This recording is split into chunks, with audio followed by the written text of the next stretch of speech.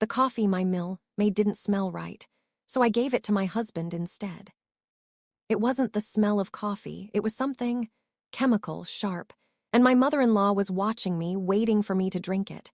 My every instinct screamed danger, so I did the only thing I could think of. I smiled, said thank you, and handed it to my husband. You won't believe what happened next. Hey, story lover. Welcome to the Narrative Hub, Reddit Stories. Believe me, this adventure gets wild, but it's only epic with you. Seriously, you make this possible. Want more stories? Greater adventure? Smash subscribe right now. Smash like. Comment below. Let's go. You have to understand, this moment didn't just appear out of thin air. It was built, brick by brick, over 5 years of small slights, of smiles that never reached the eyes, and of a quiet, suffocating competition I never even wanted to be a part of.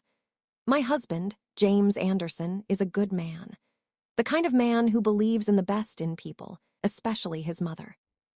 His mother, Margaret Mitchell, is a woman who presents herself as the pillar of the family, a classic matriarch draped in cashmere cardigans and the scent of baked bread. To James, she was warmth and home. To me, she was a quiet, creeping frost that threatened to freeze the life out of our marriage. But let me start at the beginning, because context matters in a story like this. The very first time I met Margaret, I should have known. It was 3 months into my relationship with James, and he was practically vibrating with nervous energy as we stood on her pristine front porch. The house itself was intimidating, a sprawling Tudor revival with manicured gardens that looked like they belonged in a magazine. Everything was perfect, calculated, controlled. "She's going to love you," James had whispered, squeezing my hand as we waited for the door to open. "Just be yourself." But when Margaret opened that door, I realized immediately that being myself was the last thing she wanted from me. She was smaller than I'd imagined, petite, elegant, with silver hair pulled back in a perfect chignon. Her clothes were expensive but understated, her makeup flawless despite being in her own home on a Saturday afternoon. She looked like she'd stepped out of a country living spread, all warmth and maternal grace. But her eyes appraised me like I was livestock at auction. "So this is Jennifer," she said, not asked. Her voice was honey over razor blades. "James has told me so much about you." The hug she gave me was brief, perfunctory, the kind you give strangers at church. But the hug she gave James, that was different. That was possessive, lingering, accompanied by a soft sigh of contentment. And when she pulled back from him, she kept her hands on his shoulders, studying his face like she was memorizing it. "My handsome boy," she murmured, and something in my stomach twisted. "You look thin. Are you eating enough?" James laughed, the easy, comfortable laugh of a man who had never questioned his mother's love. "I'm fine, Mom. Jennifer's actually a great cook." Margaret's smile didn't waver, but something flickered in her eyes. "How wonderful," she said, turning that smile on me. "I do hope you won't mind if I give you a few of our family recipes. James has such particular tastes." The lunch that followed was a master class in passive aggression disguised as hospitality. Margaret had prepared all of James's childhood favorites: pot roast with rosemary, the way his grandmother used to make it, mashed potatoes, from the potatoes we grow in our own garden, green beans, picked fresh this morning. Every dish came with a story, a memory, a connection to a shared past I could never be part of. "Jennifer, dear, how long have you been cooking?" Margaret asked as she served generous portions to James and significantly smaller ones to me. "Oh, just a few years seriously," I replied, trying to keep my voice light. "I'm still learning." "How refreshing," Margaret said with that same honeyed tone. "James grew up with such elaborate meals. I started teaching him to cook when he was just 7. Do you remember, sweetheart? You were so proud when you made your first soufflé." James beamed, diving into another story about his culinary childhood, seemingly oblivious to the way his mother's eyes never left my face, cataloging every reaction, every micro-expression. She was studying me, learning me, preparing for war. The afternoon was filled with photo albums: baby James, toddler James, school-age James at various achievements and milestones. Margaret's running commentary painted a picture of a perfect mother-son relationship, one so complete and fulfilling that any addition felt like an intrusion. "This is from his high school graduation," she said, pointing to a photo of a beaming teenage James with his arm around her shoulders. "We went to Europe that summer, just the two of us. Paris, Rome, Vienna. We had such adventures."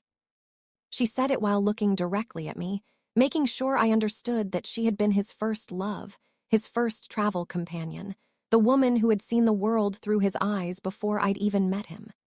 The message was clear. I was the interloper, the usurper of a bond that had existed for decades. When we finally left that evening, I was emotionally drained. James, meanwhile, was glowing with happiness. "She likes you," he announced as we drove home. "I can tell." I stared at him in disbelief. "Really? What gave you that impression?" "She was really interested in getting to know you. All those questions about your family, your job, your hobbies. And she wants to give you some of her recipes. That's huge, Jen. She's never done that with any of my other girlfriends." The casual mention of other girlfriends stung, but not as much as his complete obliviousness to what had actually happened. Margaret hadn't been trying to get to know me, she'd been conducting reconnaissance. Those weren't friendly questions, they were intelligence gathering. She was learning my weaknesses, mapping my vulnerabilities. Over the following months, the pattern became clear. Margaret was always perfectly polite, always smiling, always the picture of maternal warmth. But every interaction was a small test, a tiny power play, a subtle reminder of who belonged and who didn't.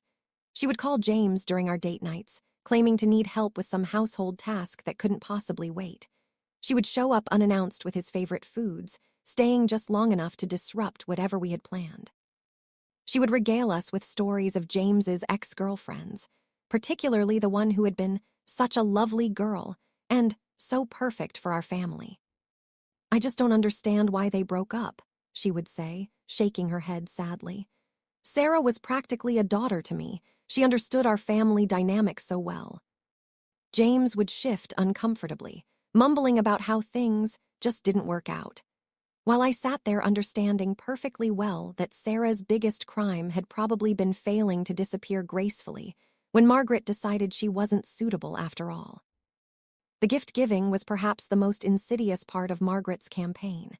She had an uncanny ability to give me presents that were simultaneously thoughtful and insulting. A cookbook titled Basic Meals for Busy People, when James mentioned I'd made him dinner. A gym membership, for your health, dear, after she'd commented on how comfortable I looked in my clothes. A subscription to a magazine about organization and home decor because my apartment was so charming and lived in. Each gift came with such apparent sincerity that rejecting it would have made me look ungrateful and petty. But accepting them felt like swallowing small doses of poison, each one designed to chip away at my confidence, to make me question my own adequacy. The worst part was James's reaction, or rather, his lack of reaction. He genuinely couldn't see what was happening. When I tried to explain, he would get that patient, slightly patronizing expression that men sometimes get when they think women are being dramatic. "She's just old-fashioned," he would say. "She comes from a generation where mothers were more involved in their sons' lives. She'll come around." But I could see that Margaret had no intention of coming around. If anything, her tactics were escalating. As our relationship with James became more serious, her interventions became more frequent and more pointed. When he started talking about moving in together, she suddenly developed a series of health scares that required his immediate attention.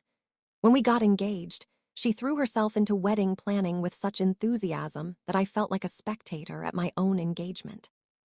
"I have so many ideas," she gushed, producing Pinterest boards and magazine clippings that bore no resemblance to anything I'd ever expressed interest in.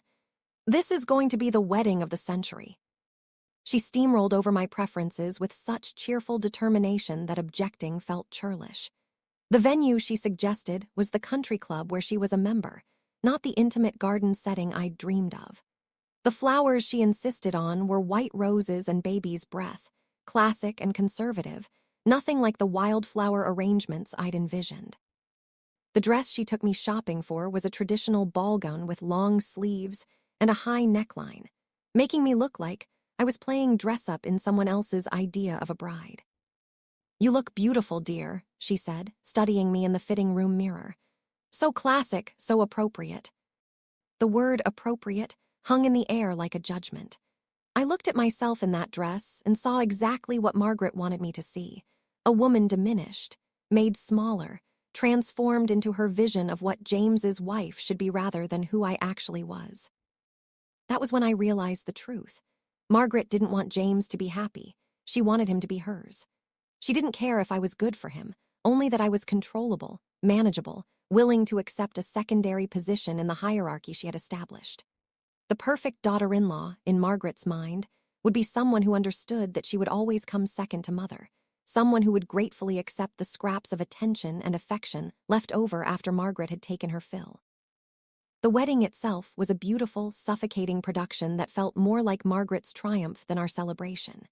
She had managed to orchestrate an event that looked perfect in photographs, while somehow erasing my personality entirely.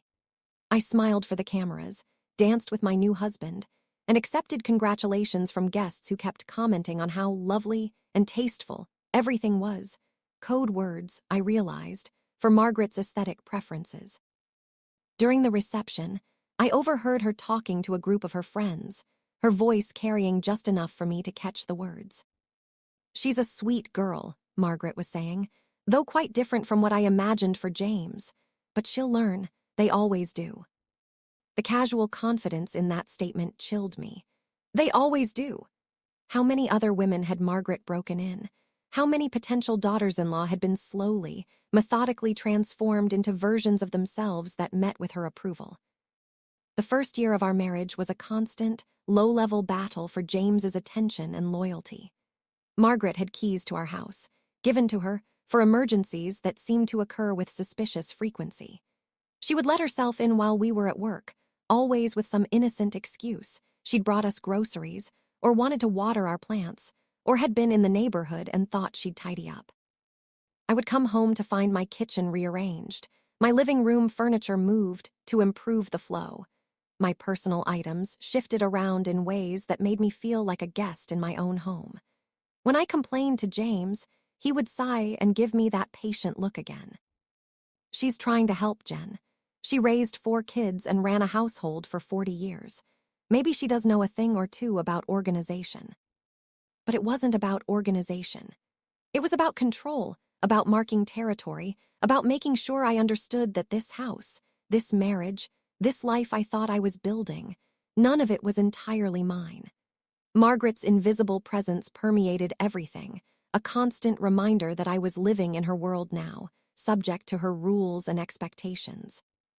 The dinner invitations became more frequent and harder to decline. Every Sunday, every holiday, every special occasion had to be spent at Margaret's house, eating her food, listening to her stories, participating in the rituals of a family I hadn't been born into. And always, there were the little comments, the small corrections, the gentle suggestions that made me feel like I was failing some test I hadn't even known I was taking. "Jennifer, dear, you might want to serve the salad on individual plates next time. It's more elegant that way." "Oh, you're wearing that dress. How bold. I suppose fashion is different for your generation." "James mentioned you're thinking of changing jobs. How exciting. Though I do worry about stability. James needs security, you know. He's always been so sensitive to change." Each comment was delivered with such apparent kindness that responding defensively would have made me look paranoid or ungrateful. But the cumulative effect was devastating. I began second-guessing every decision, every outfit, every meal I cooked. I found myself changing clothes multiple times before seeing Margaret, trying to find something that wouldn't earn one of her gentle criticisms. I started avoiding certain topics of conversation, afraid of saying something that would prompt another, helpful, suggestion. The worst part was watching James navigate these interactions with such obvious comfort. He would laugh at his mother's stories, nod along with her observations, accept her criticisms of me with the same easy grace he'd shown his entire life. He had been trained from birth to see Margaret's control as love, her manipulations as concern. To him, this was what family looked like. I, meanwhile, was slowly disappearing. The confident, independent woman James had fallen in love with was being replaced by someone anxious and diminished, someone who checked over her shoulder constantly, waiting for the next correction, the next subtle put-down. I was becoming exactly what Margaret wanted me to become: smaller, quieter, more grateful for whatever scraps of approval I could earn. The cooking criticisms were particularly insidious because they struck at something I had always taken pride in. I was a good cook, creative, intuitive, willing to experiment with flavors and techniques. But under Margaret's relentless guidance, I found myself second-guessing every meal, every seasoning choice, every presentation decision.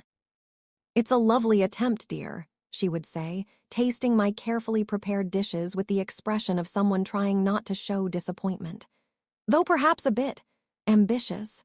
James has such simple tastes. He prefers classic preparations." She would then proceed to remake the dish, subtly correcting my technique while explaining how she had taught James to cook when he was just a little boy. The message was clear. She knew his preferences better than I did, had known them longer, would always know them better. I was the interloper, the amateur, the woman who was trying to replace irreplaceable history with inferior substitutes. James would eat both versions with equal enthusiasm, apparently oblivious to the psychological warfare playing out over his dinner plate. When I tried to talk to him about it later, he would shake his head in confusion. "I don't understand why you're so sensitive about Mom's suggestions. She's just trying to help. She's been cooking for decades. Maybe there's something you could learn from her." But I wasn't learning from her. I was being systematically undermined by her. Every suggestion was designed to reinforce the hierarchy she had established, to remind me that I was the student and she was the master, that my efforts were well-intentioned but fundamentally inadequate. The home decorating suggestions followed the same pattern. Margaret would arrive with fabric samples, paint chips, magazine clippings showing rooms that bore no resemblance to my taste or style. She would walk through our house with the critical eye of someone conducting an inspection, making notes of deficiencies that needed to be addressed. "This room has such potential," she would say, standing in our living room with her hands on her hips. "Though it does feel a bit cluttered and dark. James grew up in such bright, airy spaces. I worry that all these busy patterns might make him feel closed in." The busy patterns she was referring to were the colorful throw pillows and artwork I had chosen, pieces that reflected my personality and made the space feel warm and lived in. But under Margaret's critical gaze, they suddenly seemed chaotic, juvenile, inappropriate for a serious married couple. She would then produce her own suggestions: beige furniture, white walls, generic landscape prints that could have come from any hotel lobby. Everything she recommended was safe, bland, completely devoid of personality. It was decor designed to offend no one and inspire no one, the visual equivalent of her own carefully cultivated image. When I resisted these suggestions, Margaret would develop a hurt, puzzled expression, as if she couldn't understand why I wouldn't want to accept her generous help. She would appeal to James, wondering aloud if perhaps I was feeling overwhelmed by the responsibility of maintaining a proper home. Maybe she could take over some of the decorating decisions, just to take the pressure off. James, seeing his mother's apparent distress and my apparent ingratitude, would inevitably side with her. "Maybe we could try a few of Mom's ideas," he would suggest diplomatically, "just to see how they look." But it was never just a few ideas. It was a complete transformation, a systematic erasure of my aesthetic choices in favor of Margaret's vision of what our home should look like.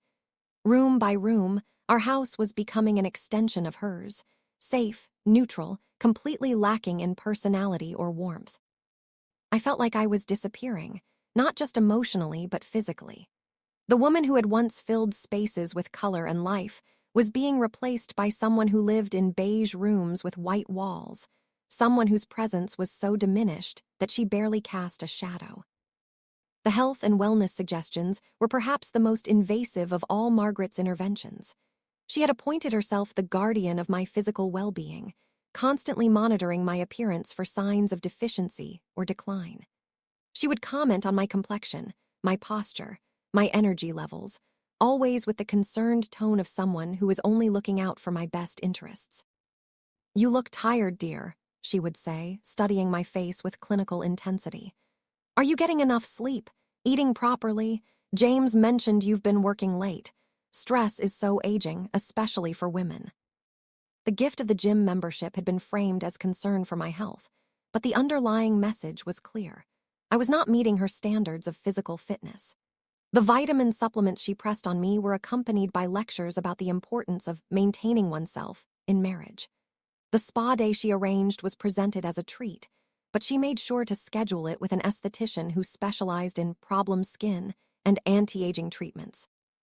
Each intervention was designed to make me more conscious of my supposed deficiencies, more anxious about my appearance, more grateful for her efforts to help me improve myself. I found myself checking mirrors obsessively, cataloging flaws I had never noticed before, wondering if James was noticing them too. The most subtle and perhaps most effective of Margaret's tactics was her habit of sharing stories about James's past relationships. She would bring up his ex-girlfriends in casual conversation, always speaking fondly of their various qualities and achievements. Sarah, apparently, had been a marathon runner and a gourmet cook. Jessica had spoken 3 languages and played classical piano.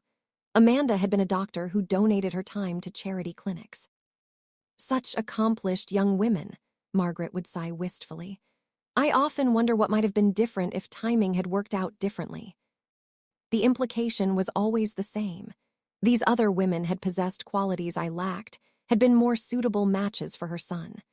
I was the consolation prize, the woman who had happened to be available when James finally decided to settle down. Not the best choice, perhaps, but adequate enough to serve the purpose.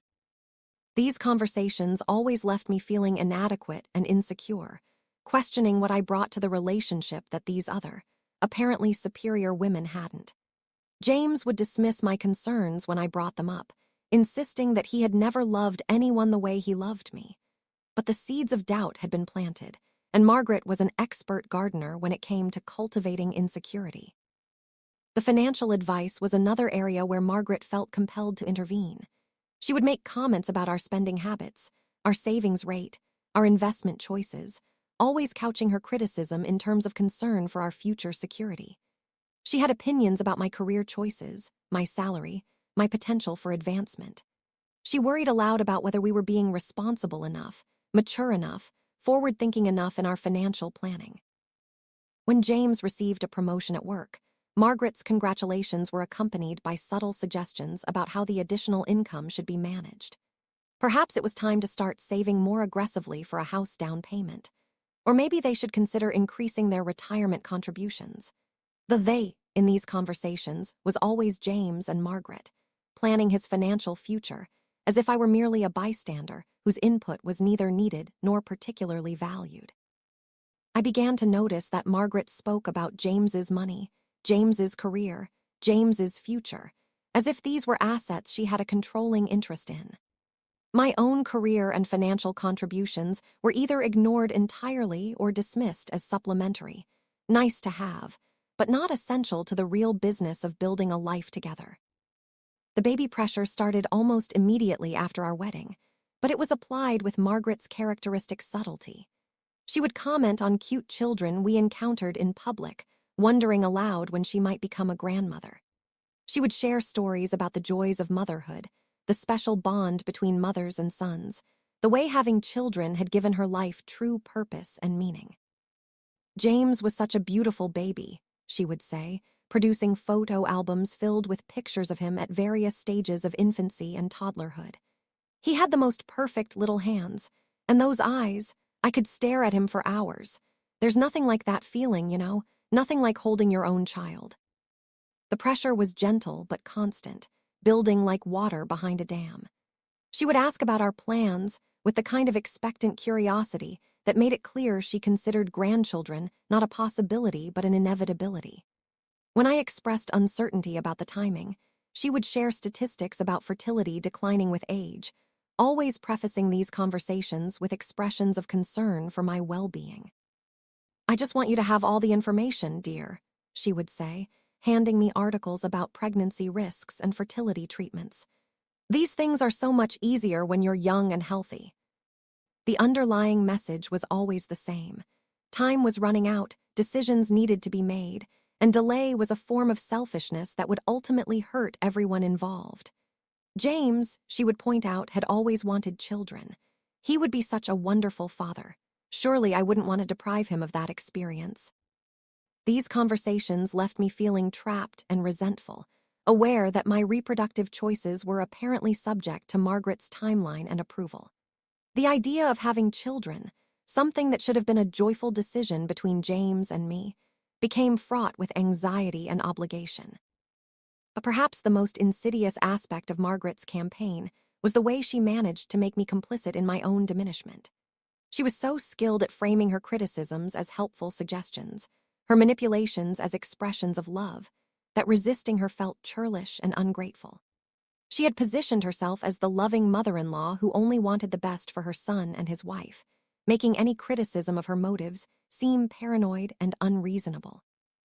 When I tried to set boundaries, she would respond with hurt confusion, wondering aloud what she had done wrong. When I resisted her suggestions, she would appeal to James, expressing concern about my stress levels or my apparent dissatisfaction with her efforts to help.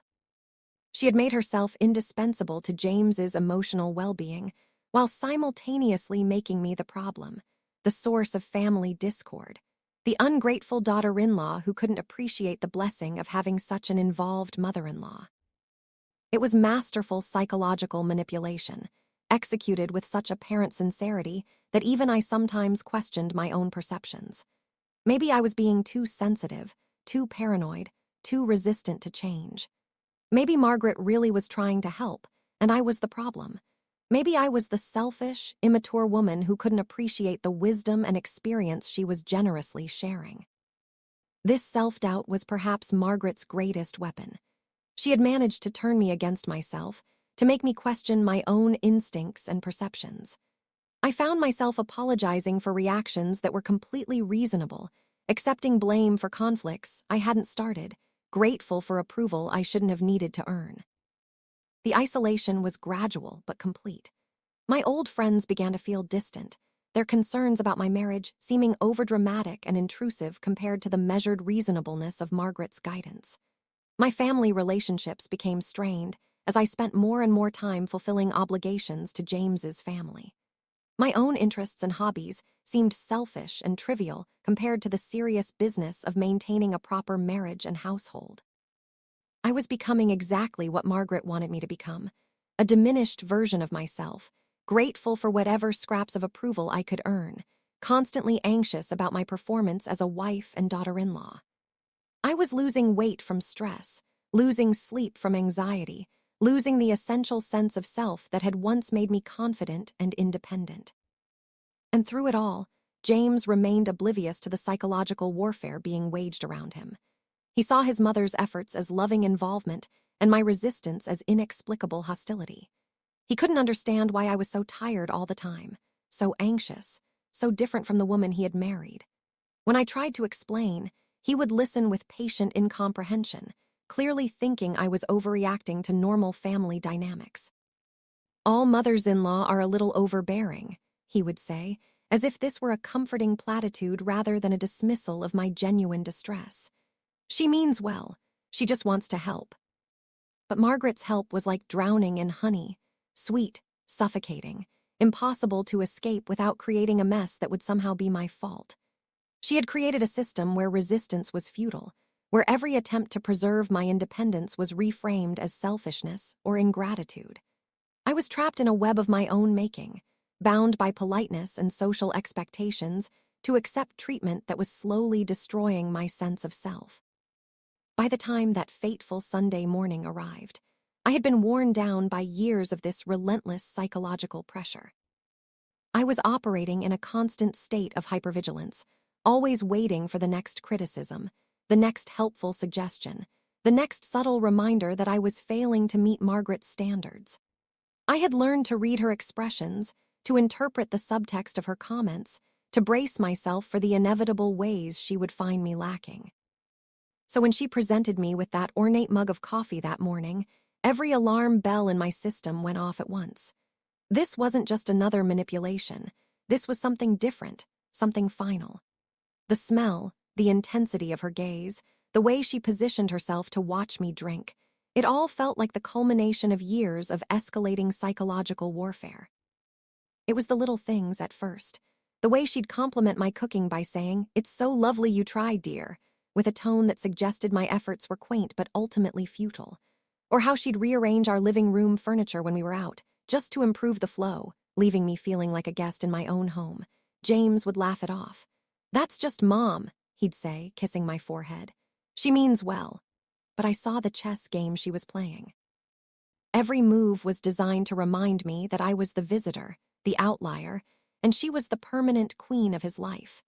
The fight for his loyalty was a silent, bitter war, and I was losing. But those little things had accumulated over the years into something much darker and more sinister. What I hadn't fully understood at the time was that Margaret's campaign against me had been building toward this moment, this Sunday morning, when she would finally move beyond psychological manipulation to something far more dangerous. The previous weeks had been particularly intense. Margaret had been visiting more frequently, staying longer, inserting herself into our daily routines with increasing boldness. She had been studying me more carefully, asking more probing questions about my health, my habits, my daily schedule. I had attributed this to her usual controlling nature, but now I realized she had been gathering intelligence for something much more sinister. She had asked about my coffee preferences, my morning routine, my typical wake-up time.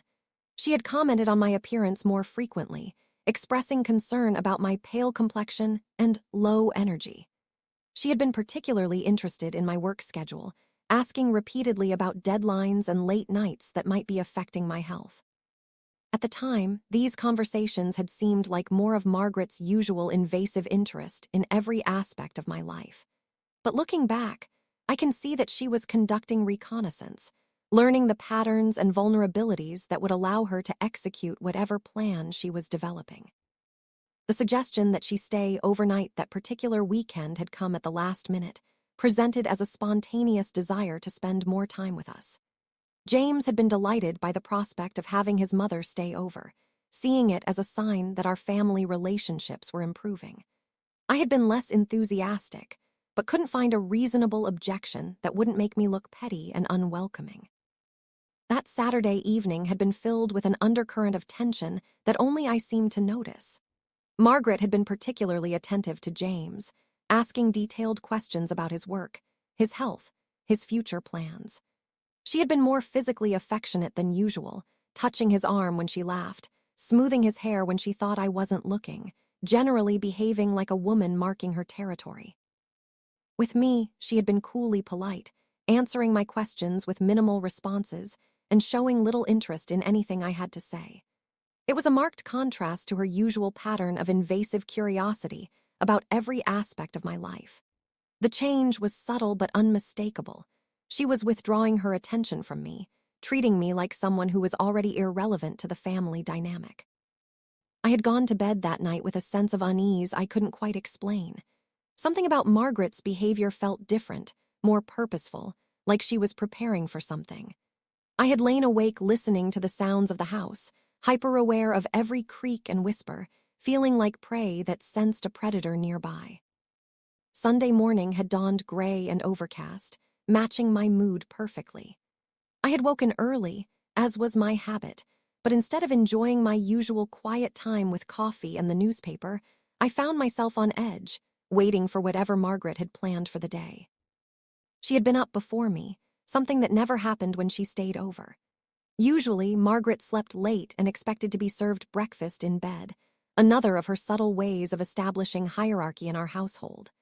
But this morning, she was already dressed and moving around the kitchen when I came downstairs, humming softly to herself as she prepared what she announced would be a special brunch. The kitchen smelled wonderful, bacon in the oven, something sweet and yeasty rising in the bread maker, fresh fruit arranged artfully in a crystal bowl. Margaret had clearly been working for hours, preparing a feast that seemed excessive for a simple Sunday morning meal. But excess was Margaret's way of demonstrating her superiority, her ability to create perfection where others might settle for adequate. "Good morning, dear," she had said without turning around, her voice carrying an odd note of satisfaction. "I hope you slept well. You looked so tired yesterday, I was concerned about you." The comment about my appearance was typical Margaret, designed to make me self-conscious while appearing to express concern.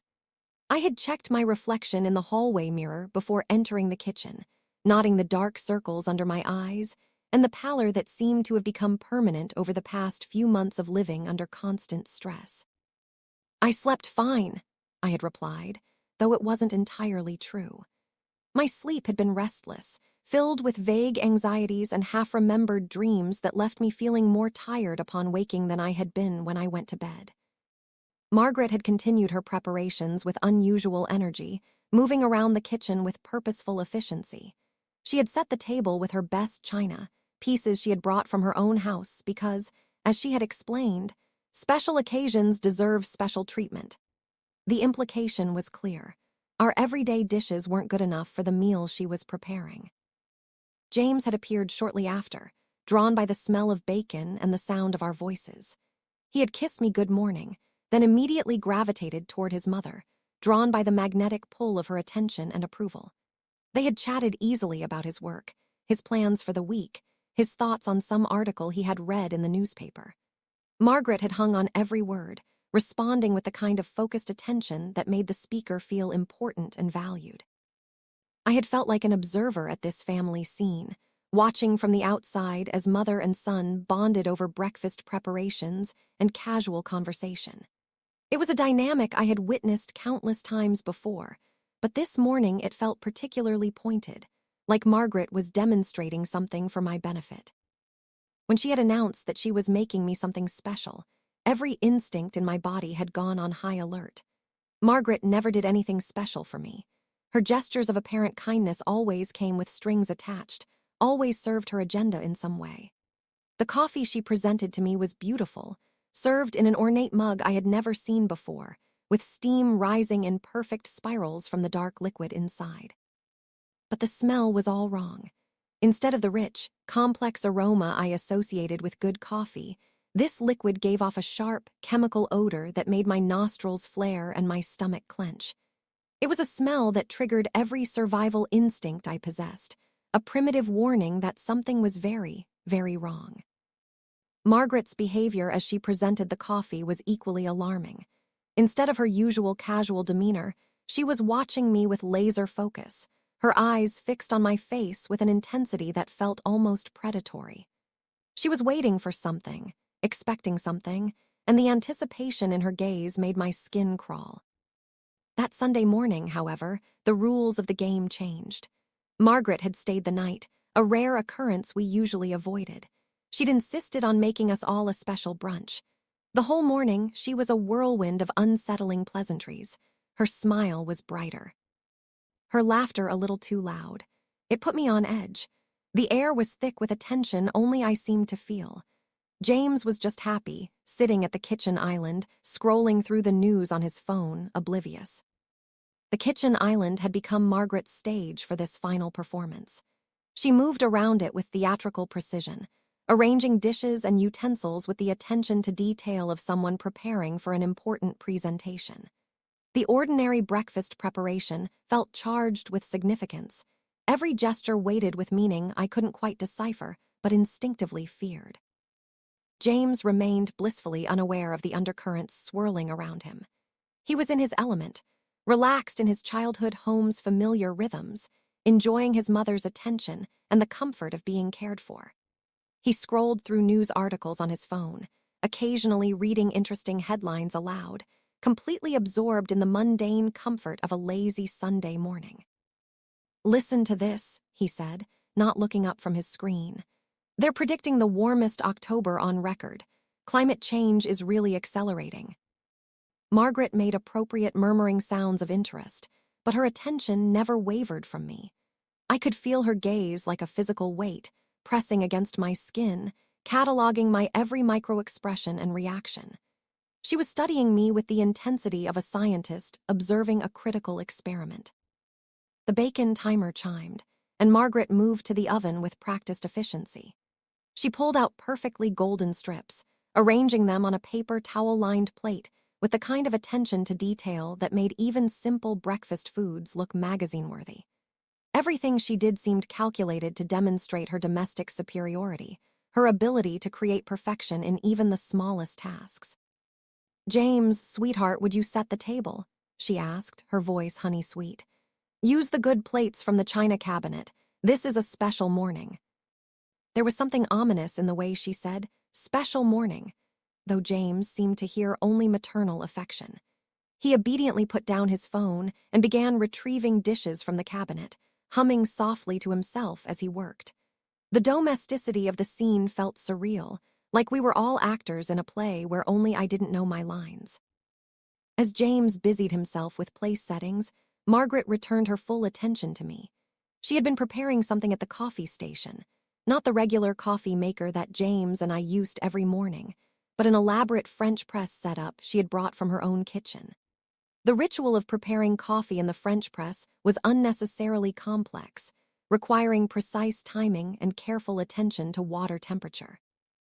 It was the kind of elaborate process Margaret loved, another opportunity to demonstrate her superior knowledge and skill. But as I watched her work, I noticed something odd about her coffee preparation. She had two separate stations set up, the French press for what appeared to be regular coffee, and a smaller setup with a single cup and a different container of grounds. She worked at both stations simultaneously, but with noticeably different levels of care and attention. The regular coffee was prepared with her usual theatrical precision, every movement calculated for maximum visual impact. But the single cup received different treatment entirely. She worked over it with her back turned to us, her movements quick and furtive, like someone who didn't want her actions to be observed too closely. I tried to get a better view of what she was doing, but every time I shifted position, Margaret seemed to sense my attention and would subtly adjust her stance to block my line of sight. It was like an elaborate dance designed to maintain secrecy while appearing completely innocent to any casual observer. "Jennifer, dear," Margaret called out, her voice syrupy sweet. "I made you something special. You looked so tired yesterday, I thought you could use a real pick-me-up." That was the first red flag. She never did anything just for me, ever. She walked over not with the pot of coffee she'd brewed for herself and James, but with a single, ornate mug. Steam curled from the dark liquid inside. She placed it in front of me, her hand lingering on the ceramic for a moment too long. "All for you," she whispered. The mug itself was unfamiliar, an elaborate piece of china with gold trim and delicate floral patterns. It looked antique, valuable, the kind of thing that would normally be reserved for the most special occasions. The fact that Margaret was using it for a simple Sunday morning coffee felt significant, though I couldn't immediately understand why. The liquid inside was darker than normal coffee, almost black, with an oily sheen that caught the light strangely. Steam rose from it in dense clouds, carrying that sharp, chemical smell that made my primitive brain scream danger. It was a smell that didn't belong in a kitchen, didn't belong anywhere near food or drink. And then the smell hit me. It wasn't the rich, earthy aroma of the French roast James and I loved. It was acrid, sharp and bitter with an unnatural, almost metallic undertone like bitter almonds mixed with cleaning fluid. It made the hairs on my arms stand up. I glanced up at her. Her face was a perfect mask of maternal concern, but her eyes were fixed on me, wide and unblinking, waiting, daring me. It was a look of profound, chilling intensity.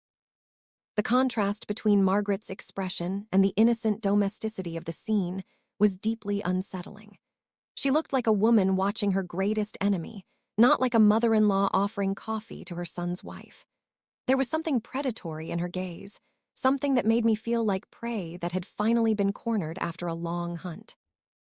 I could hear James in the dining room, still humming as he arranged silverware and napkins. The sound of his contentment felt surreal against the backdrop of my growing terror. He was so close, just a few feet away, but he might as well have been on another planet for all the help he could offer me in this moment. Margaret continued to watch me with that unnerving intensity, her head tilted slightly to one side like a bird of prey studying its victim. She wasn't blinking, wasn't moving, wasn't doing anything except waiting for me to lift that mug to my lips. The silence stretched between us, thick with unspoken threats and years of accumulated hostility. My heart hammered against my ribs. My mind was racing, screaming, "This is wrong. This is not right." Every survival instinct I possessed was blaring like a fire alarm. What could I do? Accuse her? "Your coffee smells like poison." James would think I was insane. She would paint me as a paranoid, hysterical daughter-in-law, finally showing my true colors. It would be the final checkmate in her game. I would be the crazy one. And she would be the victim. The trap was perfect in its simplicity. If I drank the coffee, whatever was in it would accomplish Margaret's goal. If I refused to drink it, if I made accusations or created a scene, she would have the perfect ammunition to convince James that his wife was mentally unstable, paranoid, someone who saw threats where none existed. Either way, Margaret won. I could almost see the conversation she would have with James after I was gone. Either literally gone because of whatever was in that cup, or metaphorically gone because my credibility had been destroyed. She would speak with such sadness about my deteriorating mental state, my increasing paranoia, my inability to accept the love and support she had tried to offer. James would be devastated but grateful to have his mother there to help him through such a difficult time. The mug sat in front of me like a test I couldn't pass. The chemical smell seemed to be getting stronger, more acrid, making my eyes water and my stomach clench with instinctive revulsion. But Margaret's gaze never wavered, never softened, never showed the slightest hint of the maternal warmth she performed so expertly when James was watching. In that moment, I understood with perfect clarity that Margaret had moved beyond psychological warfare into something far more dangerous. This wasn't manipulation or control or even emotional abuse. This was attempted murder, planned and premeditated, executed with the same methodical precision she brought to everything else in her life. The realization should have paralyzed me with fear, but instead it triggered something deeper and more primitive, the survival instinct that had kept my ancestors alive through countless generations of threats and dangers. My mind, which had been frozen with terror just moments before, suddenly became crystal clear and focused. So I did the only thing I could think of in that split second of primal panic. I manufactured the brightest, most grateful smile I could muster. My lips felt stiff. "Oh, Margaret, thank you so much. That is so thoughtful." I picked up the mug. Her eyes followed the movement, a flicker of something triumph in their depths. My hand was shaking. I turned to my husband, extending the mug to him. "Honey, you have to try this first. It smells unique. Tell me what you think." The performance required every ounce of acting ability I possessed. I had to make it look natural, loving, spontaneous, just a wife wanting to share something special with her husband. But inside, my mind was screaming with the horror of what I was doing. I was potentially putting James in danger to save myself, using the person I loved most as a shield against his own mother's murderous intentions. The lie came so easily it scared me. I presented it as a loving gesture, an act of sharing. But it wasn't. It was an act of self-preservation. It was a desperate gambit. Part of me, a dark, terrified part, hoped he would take a sip and recoil, proving I wasn't crazy. Another part was paralyzed by the horrifying possibility that I was wrong, that I was about to look like a fool. And a third, even darker part, was simply passing a potential threat to the person I trusted to absorb it, to prove it was harmless. But even as I made this terrible calculation, I knew James would be safer than I would have been. Whatever Margaret had planned, it was designed for me specifically. My body weight, my metabolism, my daily routines. James was bigger, stronger, more resilient. If there was something dangerous in that cup, he had a better chance of surviving it than I did. More importantly, if James had a reaction to the coffee, it would provide the proof I needed that something was wrong.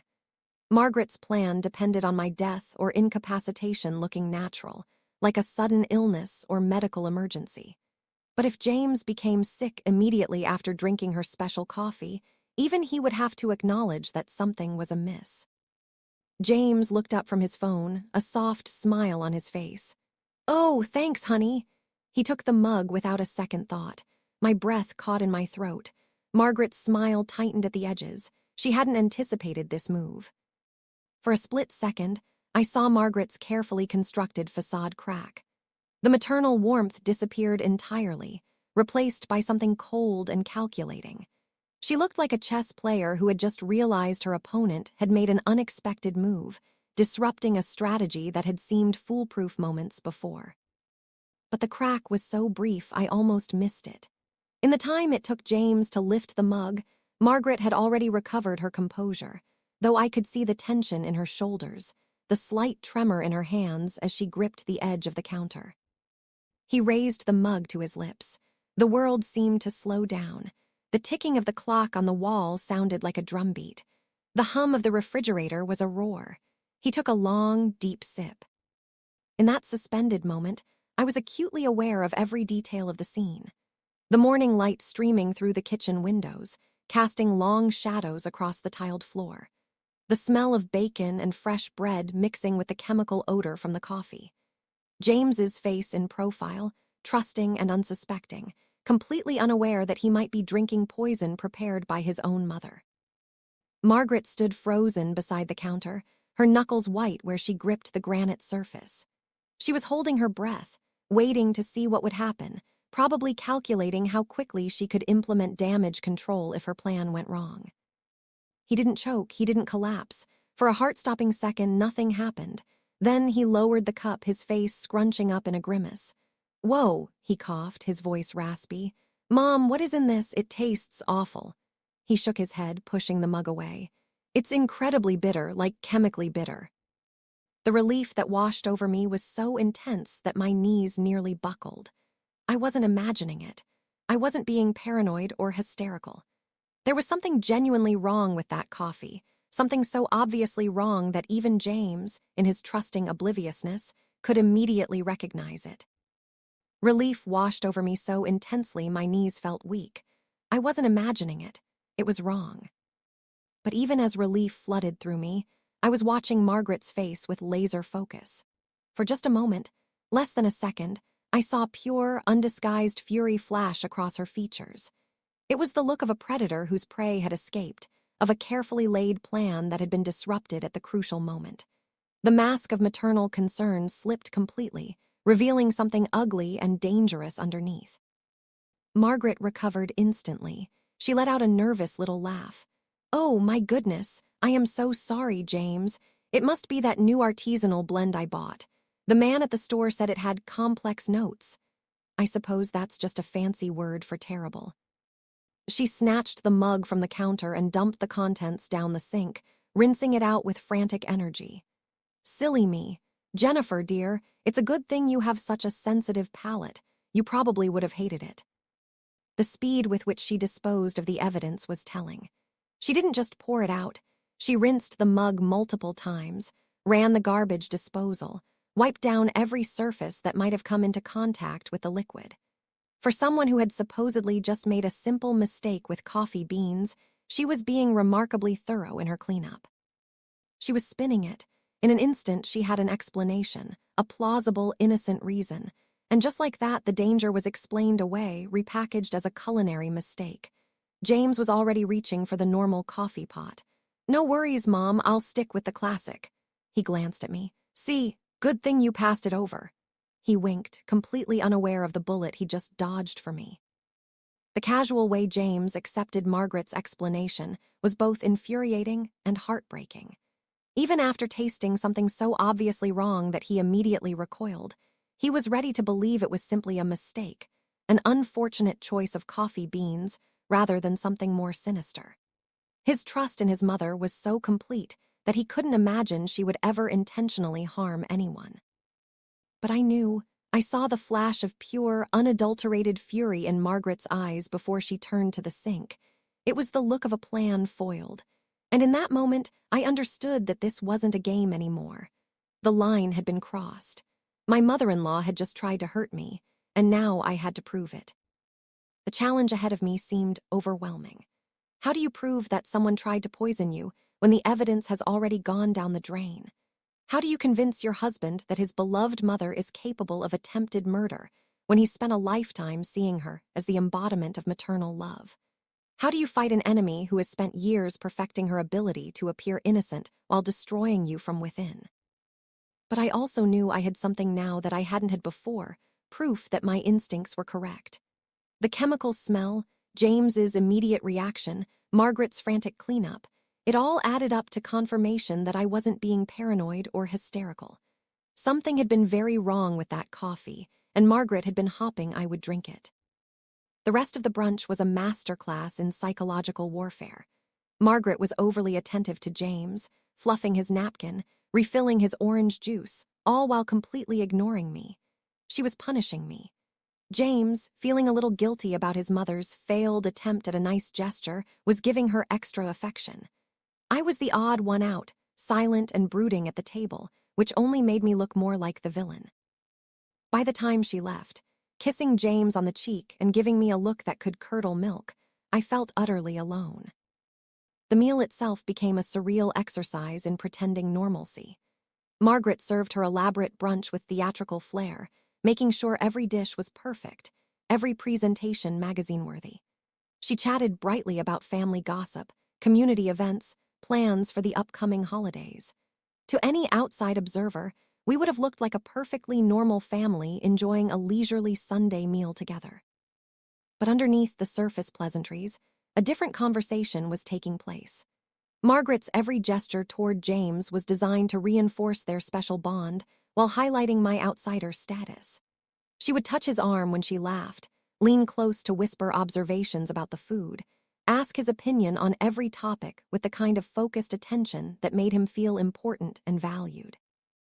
With me, she maintained a facade of polite civility that was somehow more insulting than outright hostility would have been. She would ask perfunctory questions about my work, my health, my plans for the week, but her eyes would glaze over before I finished answering. She made it clear that she was going through the motions of inclusion while having no real interest in my responses. James, basking in his mother's attention and still feeling guilty about the coffee incident, overcompensated by being extra attentive to her needs. He jumped up to refill her water glass, complimented every dish effusively, laughed at all her stories, even when they weren't particularly funny. He was performing the role of the devoted son, possibly without even realizing he was doing it. I sat at that beautifully set table, eating food that tasted like ash in my mouth, watching the two people closest to me participate in a dynamic that excluded me completely. The coffee incident had shifted something in the balance of power, but not in my favor. Instead of revealing Margaret's true nature, it had somehow made James more protective of her, more eager to make up for the disappointment she had supposedly experienced. "Mom, this bread is incredible," James said, taking his third slice of the homemade focaccia. "Is this a new recipe?" Margaret beamed with pride. "It's actually your grandmother's recipe, the one she brought from Italy. I found it in her old recipe box last week and thought it would be perfect for today. She always said food was the way to show love." The comment about showing love through food felt pointed, another subtle dig at my own cooking abilities. Margaret had a gift for embedding insults within seemingly innocent observations, making it impossible to object without appearing oversensitive. "Jennifer should get this recipe," James suggested, apparently oblivious to the undercurrents of the conversation. "She's been experimenting with different bread recipes lately." "Of course," Margaret said, her smile sharp as a blade. "Though it's quite complex. It requires a lot of patience and attention to detail. The timing has to be perfect, or the whole thing falls apart." The metaphor wasn't lost on me. Margaret was describing more than bread making.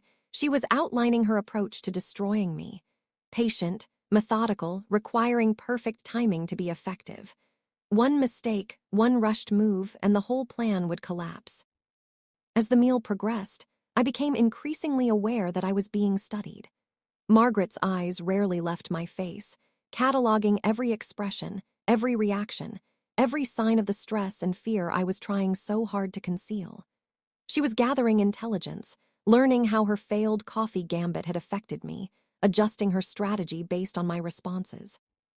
When I declined a second helping of the Eggs Benedict, she made a show of concern about my appetite. When I was slow to laugh at one of her anecdotes, she commented on how tired I looked. When I excused myself to use the bathroom, I could feel her watching me leave. Probably timing how long I was gone, and speculating about what I might be doing upstairs. The bathroom break gave me a few precious minutes to collect myself, to stare at my reflection in the mirror and try to process what had just happened. My face was pale, my eyes wide with residual shock. I looked exactly like what I was, a woman who had just narrowly escaped something terrible and was still trying to understand the full scope of the danger she was facing. I splashed cold water on my face, took several deep breaths, and tried to formulate some kind of plan. I had survived Margaret's first direct attack, but I knew it wouldn't be her last. If anything, my escape from the coffee trap would only make her more determined, more careful, more dangerous. She would learn from this mistake and make sure the next attempt was foolproof. When I returned to the dining room, the conversation had shifted to James's work schedule for the upcoming week. Margaret was asking detailed questions about his meetings, his travel plans, his workload. On the surface, it seemed like normal maternal interest in her son's career, but I couldn't shake the feeling that she was gathering information for some purpose I didn't yet understand. "You work too hard, sweetheart," she said, reaching over to pat his hand. "You need to take better care of yourself. Maybe take a few days off. You could come stay with me, let me spoil you a little." The suggestion sent chills down my spine. The idea of James staying at Margaret's house, eating her food, drinking her beverages, completely at her mercy while I was miles away at work, it was a terrifying prospect.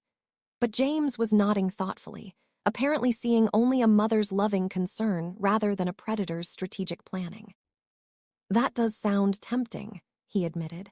"I have been feeling run down lately, maybe after this big project is finished."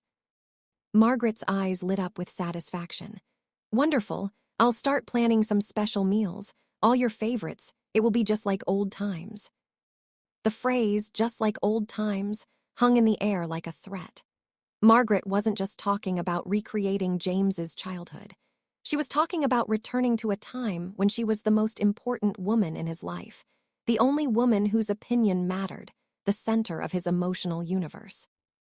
As soon as the door closed behind her, James turned to me. "What was that all about? You were so quiet." His question felt loaded with accusation rather than concern. He wasn't asking because he was worried about me. He was asking because my behavior had apparently embarrassed him in front of his mother. I was being blamed for the awkwardness of the morning, for the tension that had made what should have been a pleasant family meal feel strained and uncomfortable. I didn't feel well, James," I said, my voice barely a whisper. It wasn't entirely a lie. I did feel unwell, sick with fear, nauseated by the realization of what Margaret had tried to do, dizzy from the adrenaline that was still coursing through my system. But I couldn't explain the real reason for my distress without sounding like I was making insane accusations against his beloved mother. "Are you getting sick?" He came over, felt my forehead. "You feel a little clammy." His touch was gentle, concerned, the James I had fallen in love with coming through despite the tension of the morning. For a moment, I allowed myself to hope that he had noticed something amiss, that his protective instincts toward me were stronger than his loyalty to his mother. But his next words shattered that hope. "Maybe you should apologize to Mom," he said softly. "I think your reaction to the coffee really hurt her feelings. She was trying to do something nice for you, and you made it seem like she was trying to poison you or something." The irony of his words was so bitter I almost laughed. He was asking me to apologize to the woman who had literally just tried to poison me. The suggestion that I should feel guilty for having survived Margaret's murder attempt was so absurd it bordered on the surreal. But this was the power of Margaret's manipulation. She had positioned herself so skillfully as the loving, generous mother-in-law that any resistance to her actions looked like ingratitude or mental instability. She had made it impossible for me to defend myself without appearing to be the aggressor. He had no idea. Later that afternoon, the symptoms started for him. It began with a headache, a dull throb behind his eyes. He chalked it up to a lack of caffeine from the bad coffee. Then came a wave of nausea. By evening, he was complaining of dizziness and a strange flutter in his chest. "I must be coming down with that bug that's going around," he mumbled, collapsing onto the couch. Watching James deteriorate throughout the day was one of the most terrifying experiences of my life. The symptoms started subtly. He rubbed his temples a few times, mentioned feeling a bit off, seemed less energetic than usual. But as the hours passed, his condition worsened with alarming consistency. The headache came first, a persistent throbbing that made him squint and avoid bright lights. He took aspirin, then stronger pain relievers, but nothing seemed to help. The pain seemed to be getting worse rather than better, radiating from behind his eyes down into his neck and shoulders. "This is weird," he said around 3 in the afternoon, pressing the heels of his hands against his temples. "I never get headaches like this. It feels like someone's driving nails into my skull." The nausea started shortly after. At first, he just pushed his food around on his plate at lunch, claiming he wasn't very hungry. But by mid-afternoon, he was actively avoiding the kitchen, saying the smell of food was making him feel sick. When I suggested he might be dehydrated and offered him some water, he took a few tentative sips before pushing the glass away. "Everything tastes weird," he complained. "Like there's a metallic taste in my mouth that won't go away." The cardiac symptoms were the most frightening. James kept putting his hand to his chest, frowning as if he was feeling something unusual.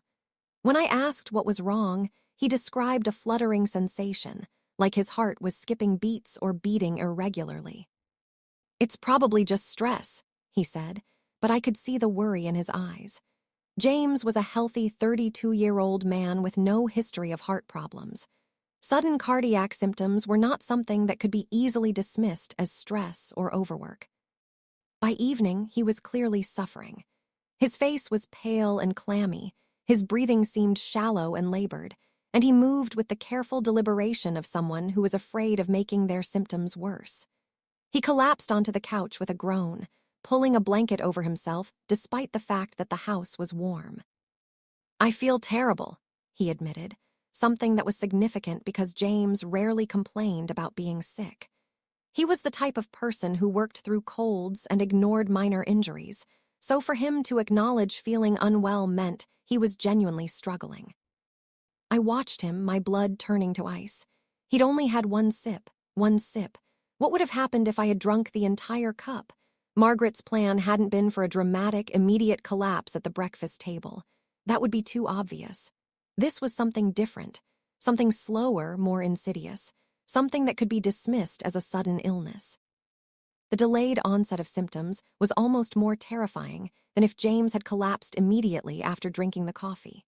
An instant reaction would have been clearly connected to Margaret's special brew, making it impossible for her to deny responsibility. But symptoms that developed hours later could be attributed to any number of causes. A virus he'd picked up at work, something he'd eaten earlier in the week, stress from his demanding job. This was the work of someone who understood how to cover their tracks, someone who had planned this attack with meticulous attention to detail. Margaret hadn't just wanted to hurt me, she had wanted to do it in a way that would never be traced back to her. The coffee that morning was supposed to be my death warrant, disguised as a caring gesture from a loving mother-in-law. As I sat beside James on the couch, watching him suffer from symptoms caused by just one sip of whatever poison Margaret had prepared for me, I realized the full scope of what I was dealing with. This wasn't a woman having a mental breakdown or acting out of temporary jealousy. This was a calculating predator who had been planning my destruction for years. Someone who was willing to risk her own son's life to achieve her goals. The most chilling part was imagining what would have happened if the plan had worked as intended.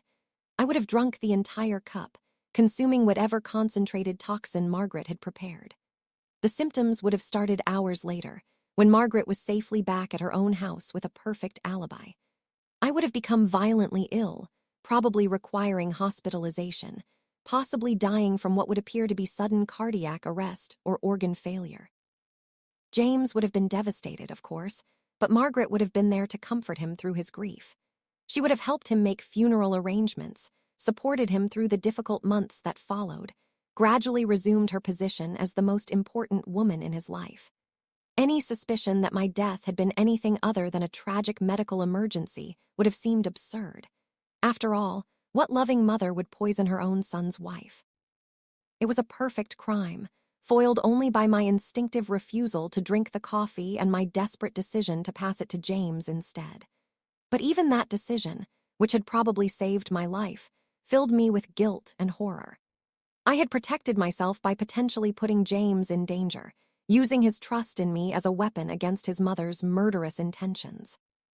While James slept, I went into the kitchen. My first instinct was to check the trash. Gone. She'd taken it out with her when she left, something she had never, ever done. My heart pounded. She was covering her tracks. I looked at the dishwasher. She had insisted on loading it before she left, another helpful gesture. I opened it, my hands trembling, and pulled out the ornate mug. It was still damp. I peered inside. At the very bottom, clinging to the ceramic, was a faint, almost invisible, oily residue. It hadn't all washed away. The kitchen felt like a crime scene as I moved through it, looking for evidence of Margaret's attempted murder. Everything had been cleaned with suspicious thoroughness, counters wiped down, dishes washed, surfaces sanitized. But Margaret hadn't been quite thorough enough. The ornate mug she had used to serve the poisoned coffee still held traces of whatever she had put in it. The residue was barely visible, just a faint, oily film clinging to the bottom of the cup. But it was there, proof that the coffee had contained something other than coffee beans and water. Under normal circumstances, coffee doesn't leave an oily residue like that. Whatever Margaret had dissolved in that liquid had left a trace, a smoking gun that she had failed to completely eliminate.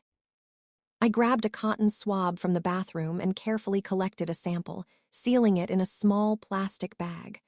I felt like a detective in some cheap crime novel, but my fear was very, very real. What was I even going to do with this? I couldn't go to the police.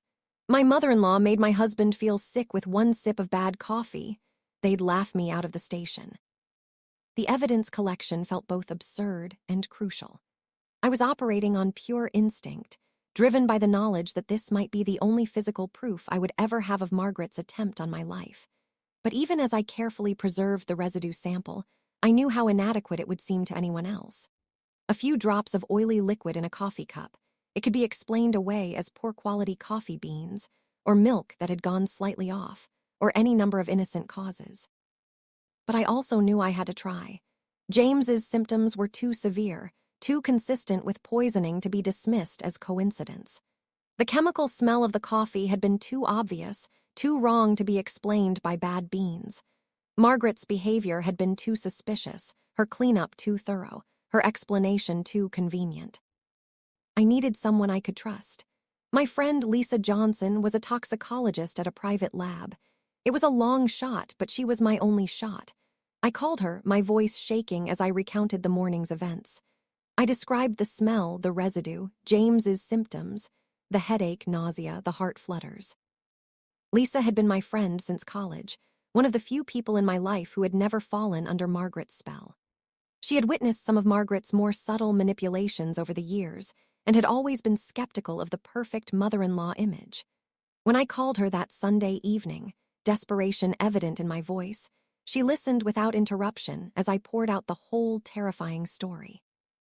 "The smell you described concerns me," she said when I had finished. "Bitter almonds mixed with chemicals, that's classic cyanide. But the delayed symptoms James is experiencing sound more like cardiac glycoside poisoning, plant-based toxins that affect heart rhythm and digestive function." There was a long silence on the other end of the line. When Lisa finally spoke, her voice was low and urgent. "Jennifer, listen to me very carefully. The smell you described, bitter almonds, that's a classic sign of cyanide. But the delayed symptoms, especially the cardiac ones, that sounds more like something else. Something like olendrin or maybe a digitalis glycoside. Foxglove." The clinical names for what had nearly been my murder weapon sent chills down my spine. These weren't accidents or mistakes. They were sophisticated poisons, the kind of thing someone would only use if they had researched their effects carefully and planned their application meticulously. "Foxglove, like the flower."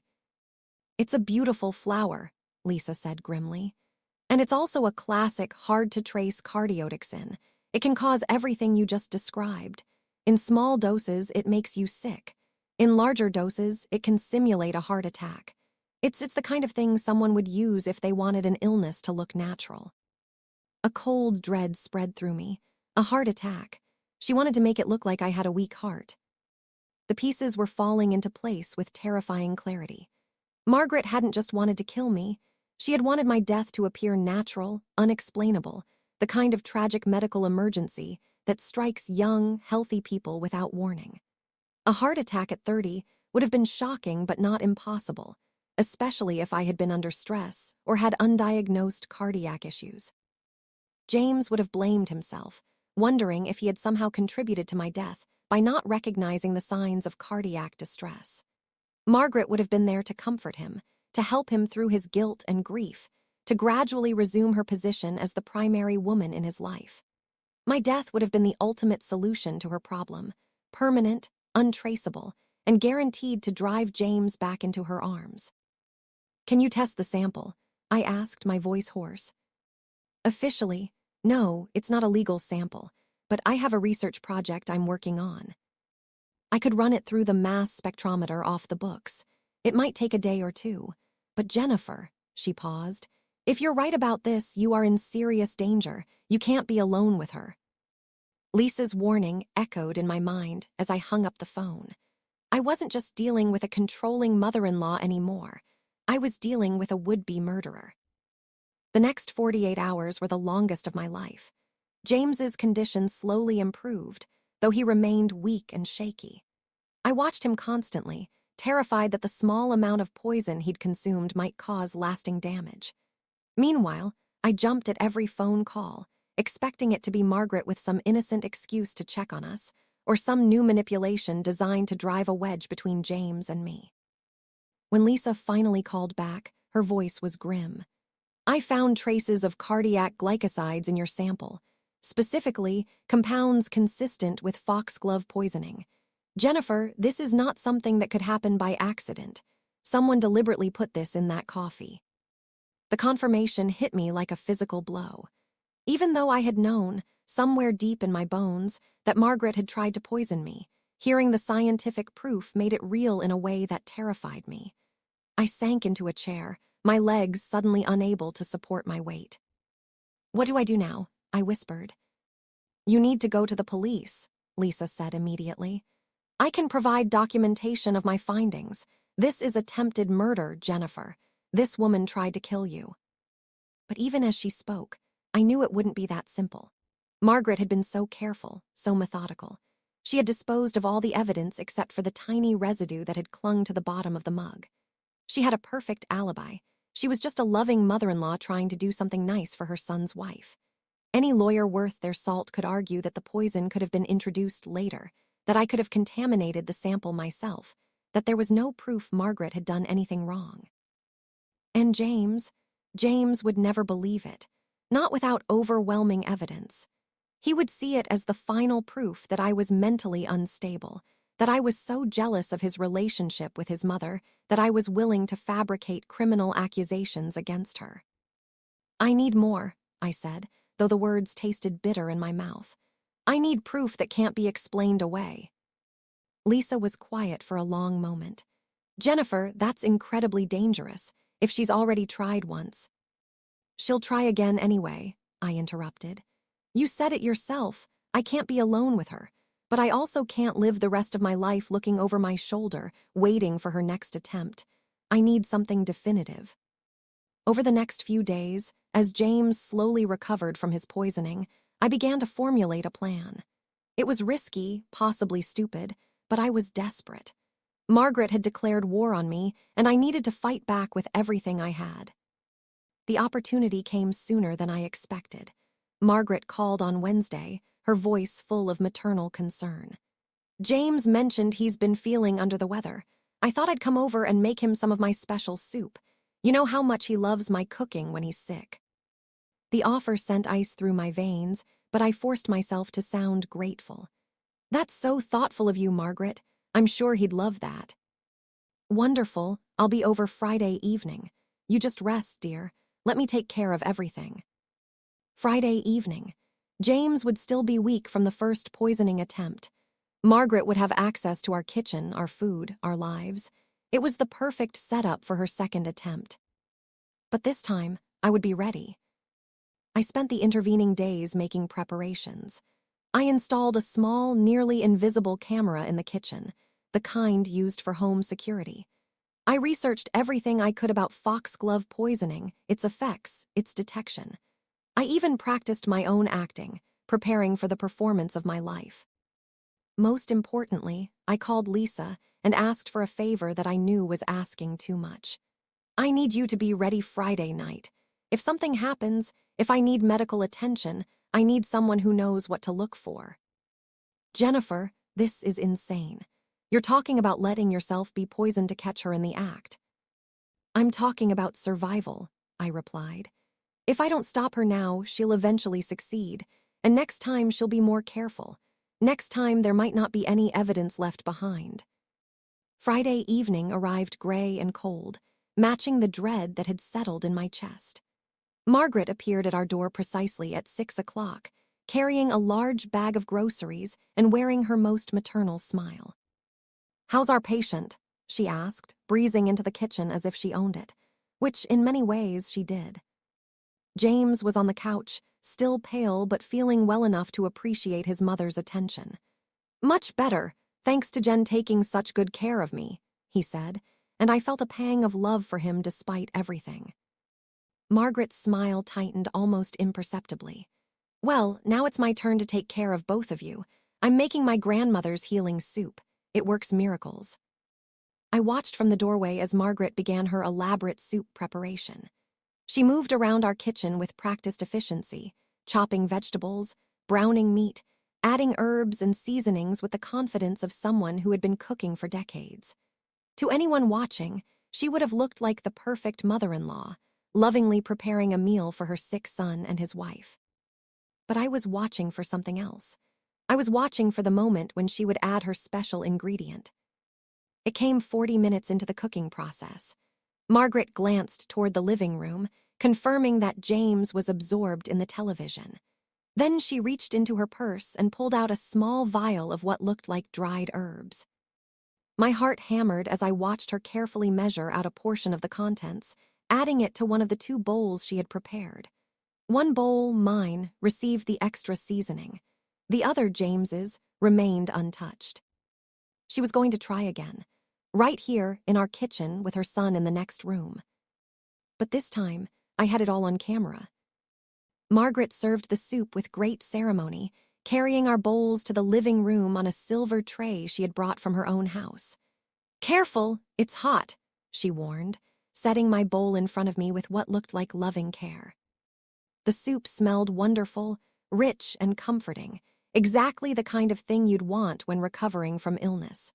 But I could detect something else underneath the savory aroma, something that made my stomach clench with recognition. "This looks amazing, Mom," James said, already digging into his portion. "You've outdone yourself." Margaret beamed at the compliment, but her eyes were fixed on me, waiting to see if I would eat. The moment felt exactly like that Sunday morning with the coffee, except this time I knew what was coming. I lifted the spoon to my lips, pretended to blow on it to cool it down, then set it back down. "It's too hot for me," I said apologetically. "I'll let it cool for a few minutes."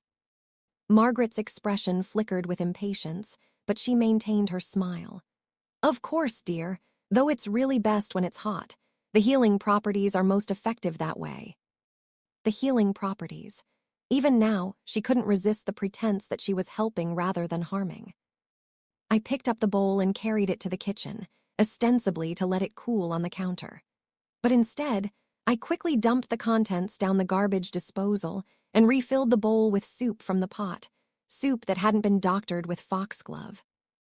When I returned to the living room, Margaret was watching me intently. "Feeling better about the temperature?" she asked. "Much better," I replied, and took a large spoonful. It was delicious, perfectly seasoned, comforting, exactly what someone recovering from illness would want. Margaret's cooking skills were never in question. It was her intentions that were murderous. The rest of the evening passed in a surreal haze of forced normalcy. Margaret chatted about neighborhood gossip, asked about James's work, and played the role of the concerned mother-in-law to perfection. But underneath her performance, I could sense her growing frustration and confusion.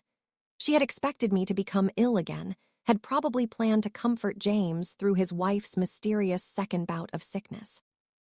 Instead, I remained perfectly healthy while lavishing praise on her soup and her maternal care. When Margaret finally left that evening, she kissed James goodbye with her usual possessiveness, then turned to me. For just a moment, the mask slipped again, and I saw the cold calculation in her eyes. "Take care of yourself, Jennifer," she said, and the words sounded like a threat. "You never know when illness might strike again." But I had what I needed. The camera had captured everything, Margaret adding the mysterious substance to my soup, her careful preparation of 2 different portions, her obvious expectation that I would become ill. Combined with Lisa's analysis of the coffee residue and the evidence of James's poisoning, it was enough to build a case. The confrontation came the next morning. I sat James down at our kitchen table and showed him the video footage. I watched his face as the reality of what his mother had tried to do sank in. The confusion, the denial, the slow, horrible dawning of understanding. "This can't be real," he whispered, but his voice lacked conviction. He had tasted that bitter coffee himself, had experienced the symptoms that nearly killed him. Deep down, in a place he had never wanted to acknowledge, he had probably always known that his mother's love came with conditions, and that I had failed to meet them. The legal proceedings that followed were a nightmare of their own. Margaret hired expensive lawyers who painted me as a vindictive daughter-in-law seeking attention and revenge.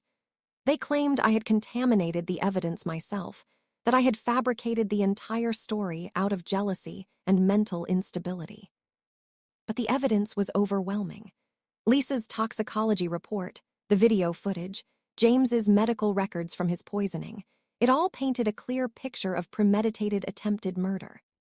The final nail in Margaret's coffin came when police searched her house and found a small garden of foxglove plants in her greenhouse, along with equipment for drying and processing the leaves.